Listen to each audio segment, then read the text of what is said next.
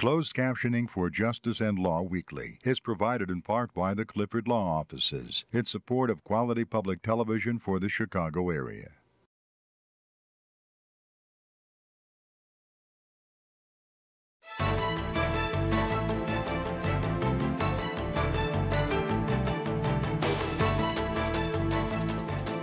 Hello, I'm Bob Clifford, President of the Chicago Bar Association. Welcome to another edition of Justice and Law Weekly. My guest today is Brendan Reilly, Alderman for Chicago's 42nd Ward, my ward.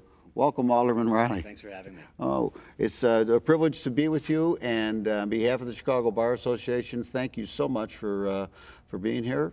I'll start out by saying that you've got a lot of challenges on your plate. I think every alderman in this city, the mayor, what the heck are we going to do with a $600+ million deficit? Yeah, $635 million. Nothing attractive or easy. Yeah. We've run out of good options. We've been carrying a structural deficit in the city of Chicago for the last 10 years. That's not a well-known fact. And now we've run out of short-term reserves and long-term reserves to raid. So we have to make structural changes, and that's going to be difficult. If we do our job right, I think people will not recognize city government 3 or 4 years from now. We need to address every corner of government and change the way we do business. Yeah. Well, let's back up a little bit and we'll get into some of the, I started out with a tougher question than I actually wanted to. Could you acquaint the viewers with how you spend your day, what it is, what does an alderman do? I mean, is it a part-time gig? Are you there for a couple hours? Are you there for 20 hours? I mean, frankly, I think in your instance, from what I know, it's a lot of time. It is. Well, and I represent the Central Business District, so for folks who aren't familiar with the ward numbers, it's generally downtown Chicago. If there are skyscrapers there, I'm probably representing you on the city council. Right. So we're home to about 100,000 people downtown. We're the most populous ward in the city of Chicago. And home to thousands upon thousands of small, medium, and large-sized businesses. And so mine is a full-time job. Not every ward has the same demands, but we're working nearly round the clock. Yeah. And I know one of the things you did that I am grateful for is that you've opened up not only a local office where I could literally walk in and say hello and talk about my problems, but you visit your constituency quite a bit. We do. Tell us about that. Yeah, we have a regular road show every week, and it's typical that 3 or 4 nights each week I'm with a different homeowners association downtown. When I ran for alderman in 2007 as a virtual unknown, I promised my future constituents that I would be accessible and I would not be hard to find. And so I'm living by that. We visit with condo associations every night. It's usually a 30-minute presentation from me, macro level policy and literally potholes. Right. And then it's question and answer, open mic, unscripted. Let me have it for 30 minutes. And that's usually where I get my to-do list. I walk away from these meetings better understanding where my constituents are at and what their priorities are for the neighborhood. So it's probably one of the most important things that I do. Yeah. You know, speaking of potholes, and I always kind of smile because when I see, I say, hey, my potholes. But on a serious note, whether it's Chicago or some other big cities, we've got a big infrastructure issue in terms of our infrastructure getting old and wearing out. Absolutely. What are the challenges presented there, do you think, for the city? We have the greatest concentration of city infrastructure in the 42nd Ward. We're the receiving end of nearly everyone's daily commute. And it's aging. If you look at our sewer systems especially, many of our sewer mains are close to 100 years old. And as you know, it's better to do preventive maintenance and switch out that old infrastructure before it breaks, because it costs a lot more money putting crews out there at 3 in the morning, making double time, to fix a problem we could have gotten ahead of. And so making those forward-looking investments in infrastructure isn't just good for our infrastructure, it actually helps us contain our budget costs. Right. What kind of planning, though? I would think, you know, like you mentioned condo associations, and I know that if you're having served on a condo board, that you have to have a part of your budget that's devoted to reserves so that you can timely fix up the infrastructure things around a condo building. Does the city do that same thing where in our budget we put aside reserves for those potholes, for those water mains, that there's a system in place? We do have a capital fund, and that's done mostly through bonding. Right. And historically, the city's also tapped into tax increment finance dollars to help support infrastructure. I think Mayor Emanuel and his TIF task force is probably going to change that equation. So yes, there are dollars year over year the city can go and tap for infrastructure. But what we're finding is that as the feds are tightening their belt and the state of Illinois is having its own funding challenges, the city's getting less support from the federal and state governments for infrastructure. And that's the bulk of the money that we use. And so it's really important that we go and get our share of federal dollars out of Washington, and we need to help our governor come up with a new capital funding plan that's going to appropriate the tens of millions of dollars that we need to get these things done. Right. You know, I know you mentioned when you go to these meetings, you know, you say, folks, let me have it. I have to tell you, I cringe about that a little bit because, you know, you're there just trying to do a job, and I don't think that means that you have to take a bunch of people's abuse, needless abuse. But by the same token, you know, what are we doing to think about, you know, where this revenue is going to come from? Is it, you know, you can only cut so much by way of cost before you're at the bone marrow, right? And yet, revenue generation is, you know, tax. I mean, what's the balance there? Well, Mayor Emanuel has made it very clear he doesn't want to see a general tax increase to balance this budget, and I think that's an excellent goal, and I'm going to work with the mayor towards that goal. I serve as the vice chairman of the budget committee, and so I'll be working with Chairman Austin and the mayor to get this right. But I think you must first start with examining significant cuts in each department, and it doesn't just mean reducing headcount. Right. You have to take a look at each department's mission. Is it outdated? Do we need to be fulfilling these certain roles as a local government? Also, how are we doing business and how are we managing our costs? There are a lot of things that could have been done years ago that have never been implemented because of bureaucratic inertia. Talk about the way we invoice local businesses. Throughout the year, if you own a local business, you're getting a bill from the city of Chicago probably every other month, and you have to send someone downtown to wait in line to pay those bills. Why isn't that automated? Why isn't the city issuing one invoice to a business, telling them all of their obligations for the year, so that that person has some predictability in their costs as a business owner? It gets the city the revenue in the first quarter of the fiscal year. We can then spend the rest of that year chasing after bad debt and scofflaws. It also gives our budget office a better view of revenue projections. These are operational things that don't cost money, but can achieve long-term savings over time. We also have to look at our middle bureaucracy. We talk a lot about frontline workers, and they're certainly going to be a big part of whatever solution we come up with changes to work rules and some more compromise out of our partners in labor. But middle bureaucracy is also, in my view, bloated. Mm-hmm. And there is room to make some size adjustments there too. The private sector, you have one manager to about every 15 employees or so. The city of Chicago, it's one manager to every 8. That's costing us about $90 million a year. The way we provide garbage service on a grid system, that could save us close to $60 million a year. Yeah. So these things add up incrementally over time. There are also things we need to do to rebalance our fees to use public space. All of this stuff needs to be on the table. But my point is, we're not going to get it all done in the first year. To pass a responsible budget, you need to have a 5-year view. Getting the city back into the black 5 years from now, I think, is absolutely doable without raising general taxes. Right. So we've got a lot of work ahead with our mayor. Yeah, I know that you obviously know an awful lot about this budget process and everything. I don't know that folks generally know that you've had a history in state government for quite a while, and you saw the state of Illinois' budget. You've been looking at that for a long time. Yes, and the state of Illinois has got its own challenges. Right. But yeah, when I started out working in the state legislature, for then Minority Leader Madigan, I was an appropriations analyst. Right. So I was a numbers person by nature. It was my job to take about $6 billion of state budget and make sense of it and ask the right questions of the administration. At the time, it was the Edgar administration. And work with their budget people to downsize departments and to find new efficiency. So that's something that I've been doing for a while, and it's, I think, a skill that I'm bringing to the City Council. Sure.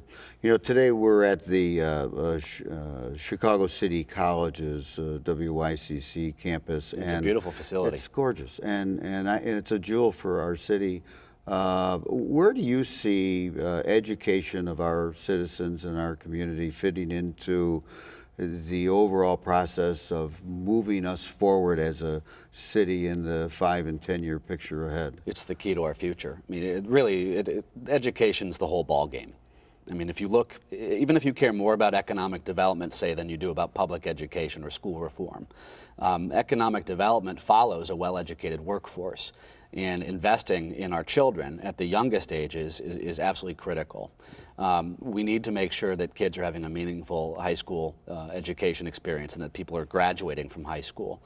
We want to make sure that the school day is longer so that kids have a chance to really compete with children around the country that have much longer school days. Did I read that there was some pushback about that from yes, whether it's teachers or others? Or? I understand that leadership in the Chicago Teachers Union didn't want to talk about a 2% raise in exchange for 90 minutes added to the regular school day. And there's a lot of politics wrapped up in that. I'm friendly with a lot of rank and file teachers who are working at CPS every day. They don't care so much about the politics. They generally agree you need to have a longer school day for kids to get a meaningful education. I think what we're seeing right now is a lot of posturing ahead of what will likely be a pretty contentious bargaining period with the teachers union officials. So I hope they work it out, but we absolutely need to invest in our kids because that's what employers look for when they're selecting where to move their headquarters. They want a well-educated workforce and good, solid school systems to provide for their families and their employees at their companies. Sure. And I think a point that's worth noting is that you mentioned the rank and file teachers. I mean, from my observation, it's all anecdotal, the rank and file teachers are there wanting to teach kids and they're prepared to do it. These are people who spend their own money to buy supplies. Absolutely.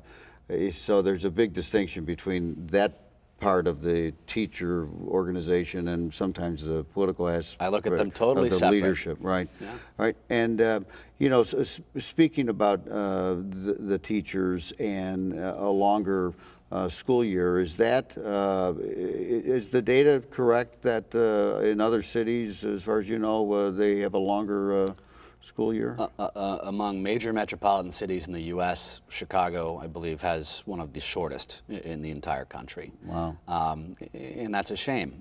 We need to make sure that kids are getting instruction, a full days of instruction, and they're not getting that right now. And I think it puts our students at a competitive disadvantage, especially once they get out of high school.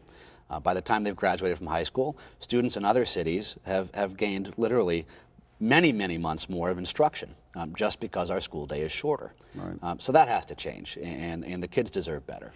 I've heard, on a different subject, I've heard you talk about the fact that Chicago needs to show more opportunity and leadership in getting conventions to come here. Absolutely. But one of the problems that I'm told we have as a city is that we have a shortage of hotel rooms. Is that, what do you know about that, and how's that going to change over time? I can tell you, because I'm in charge of a lot of the zoning downtown, there are very ambitious plans to add many more hotel rooms. Yeah. So, anything you can share with us? Nothing particularly exciting right now, but you can look for a few new developments in the Loop. Okay. And you're going to see a once stalled project in the River North neighborhood getting going in the very near future. I heard about that. That's the place on Wacker Drive. That's a. Well, you've got Wacker Drive, but there's also one on LaSalle Street that's half built. So those will be completed, which is great news. Right. But you're right. There is a need for more hotel keys downtown, and my job is to help facilitate getting those built. Yeah. So we're going to be adding some more hotel rooms. Navy Pier is in your ward. Yes. I heard talk at one time about getting a bigger Ferris wheel that was a big money generator, just like it is in London. Is that ever going to happen? I think they put that idea back on the shelf. I don't think we're getting the bigger wheel now. Navy Pier just finished a professional study, a planning study on where we want to see the pier 10 years from now. And so they're going through some very exciting programmatic changes. They're actually talking about potentially adding a 100-room boutique hotel at the end of the pier to make it more of a year-round destination. They're looking at bringing in larger institutions to fill up the space in the pier so it's more meaningful for families that visit. But the real challenge for the pier is to make it truly a year-round destination, and that hasn't been the case. It sees incredible visitorship for 4 or 5 months of the year.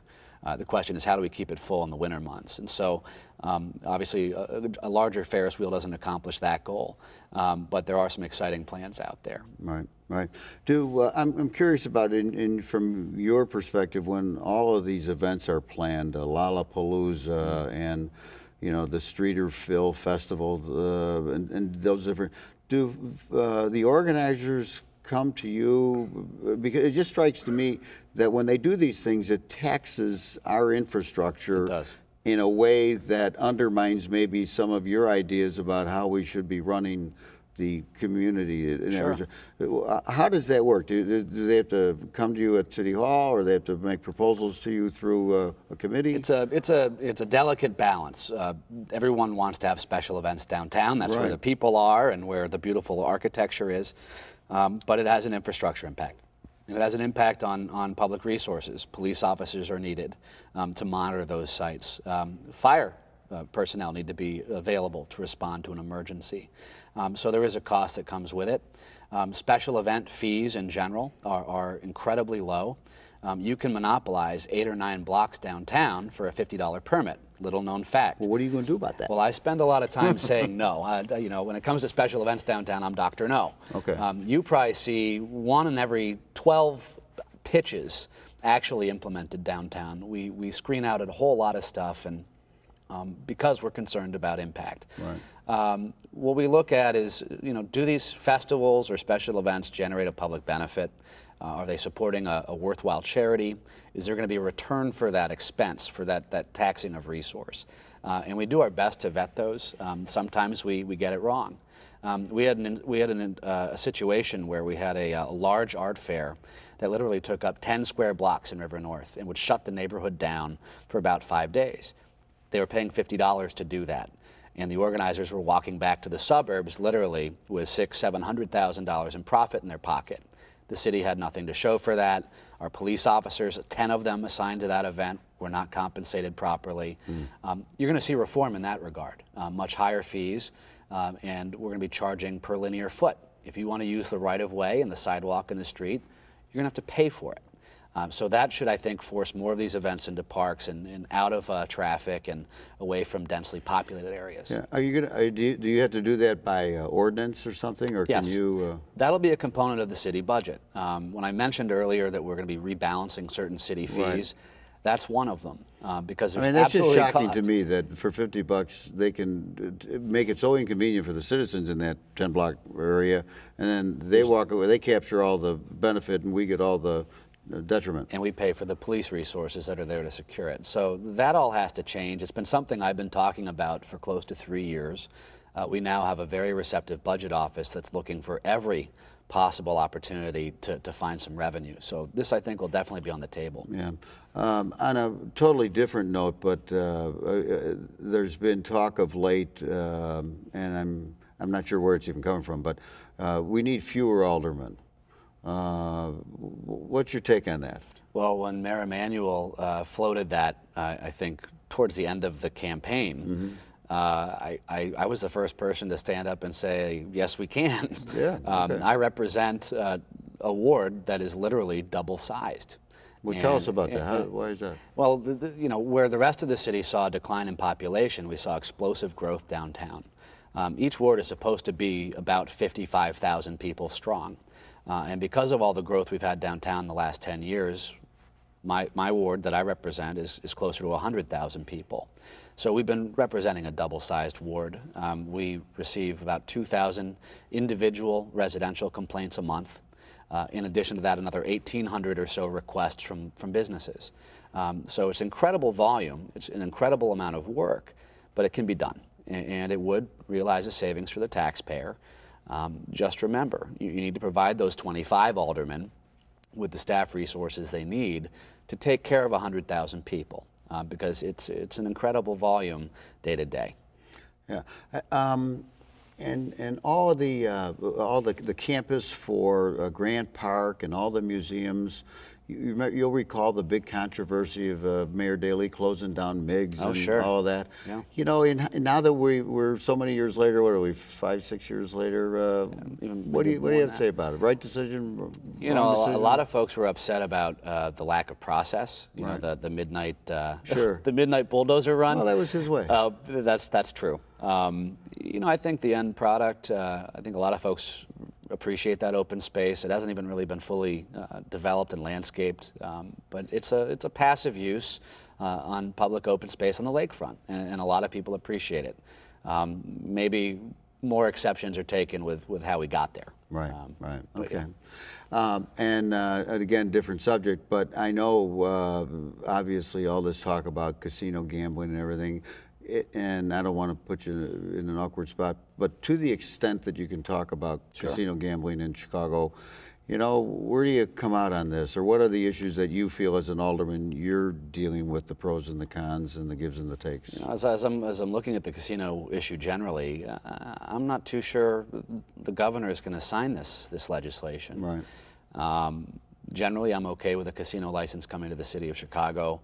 Obviously with some caveats. Yeah, people go 20 minutes to Gary, right? So I mean, go count the license plates in the parking lot. One of my colleagues in the city council actually did this once. Went to Indiana and counted the license plates in the parking lot from Illinois, and it was something like 80% by his count. So we are literally watching millions of dollars drive across the bridge. So I do think the city needs a casino license. Obviously, where we locate that casino is going to be a very sensitive issue. Is the city going to get its fair share of revenue from that added burden? We talk about infrastructure and public safety resources. Those are associated with casino gambling too. So let's make sure it's a fair deal for Chicago taxpayers. But I think it could provide a needed boost and make city of Chicago more competitive with other convention cities. And hang on to a lot of revenue we're seeing go across the border. Yeah. You know, this past spring and early summer, we had in your ward all of this gang activity and the closure of North Avenue Beach, Oak Street Beach, that area. And I saw that you were right there with the police superintendent taking some strong action. Could you tell us how are we doing now? Sure. Can I walk safely down Chicago and not worry about getting beaten up? You can. Okay. We had a bumpy start to the summer season, and people forget, but we do have issues in the very early months of the summer almost every year. But this past year they were pronounced, and we had a number of very disturbing incidents involving large groups of teenagers terrorizing mostly older citizens and robbing them. And that is absolutely unacceptable downtown. It should be unacceptable in any neighborhood, right, but certainly one that is the magnet for our tourism economy and our hospitality industry. I have 100,000 residents I care deeply about and want to have safe in their homes. But let's also talk about the tourists that come here and our international visitors.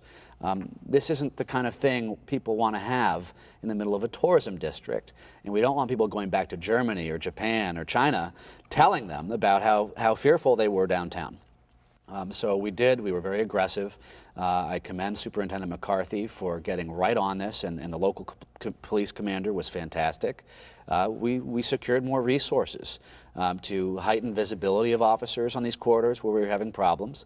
We put a lot more undercover cops onto the L system, where a lot of the folks, this was basically the escape valve for these vagrants, and it's had an impact.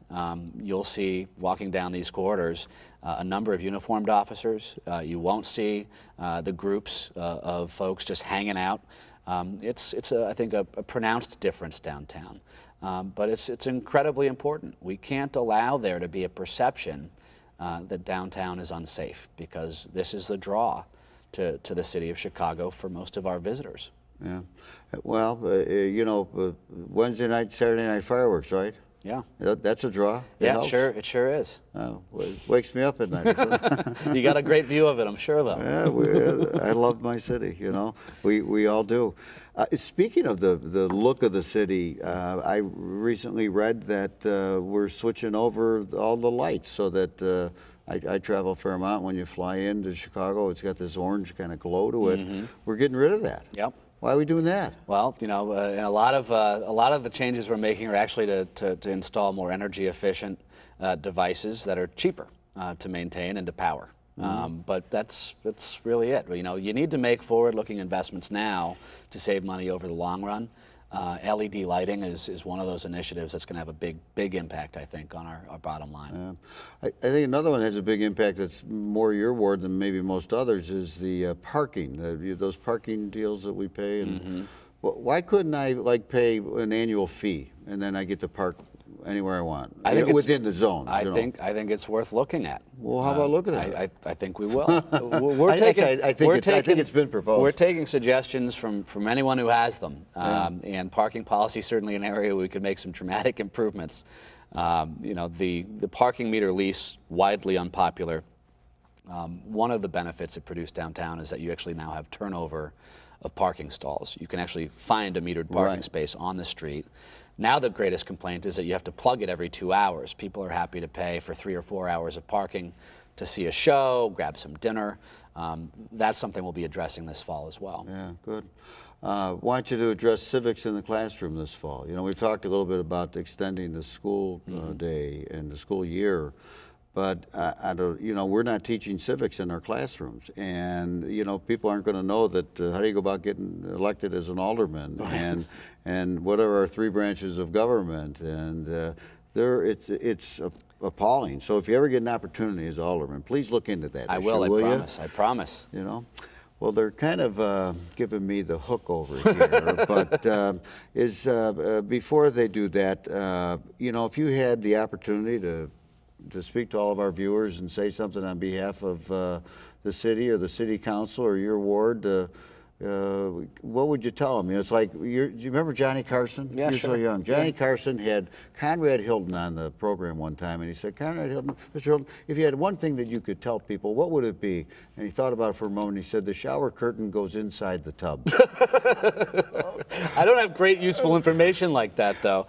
I'd tell folks, although the newspaper headlines can be a bit depressing right now related to city government and in the tough situation that we're in, I see opportunity on the horizon. I think we can use this crisis that we're in right now to do tremendous good for future generations by getting city government to the size it needs to be, focused on the right mission. And so hang in there and work with us. You've got a talented city council, I believe, a brand new one, and I think an energetic and very talented mayor.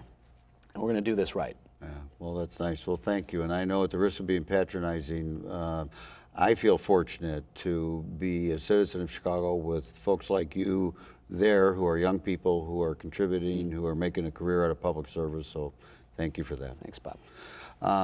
So Alderman Reilly has been a great guest, and I want to thank him for being with us today to discuss the important work of his ward and the city of Chicago. I'm Bob Clifford. Thank you for watching the Chicago Bar Association's Justice and Law Weekly. See you next time.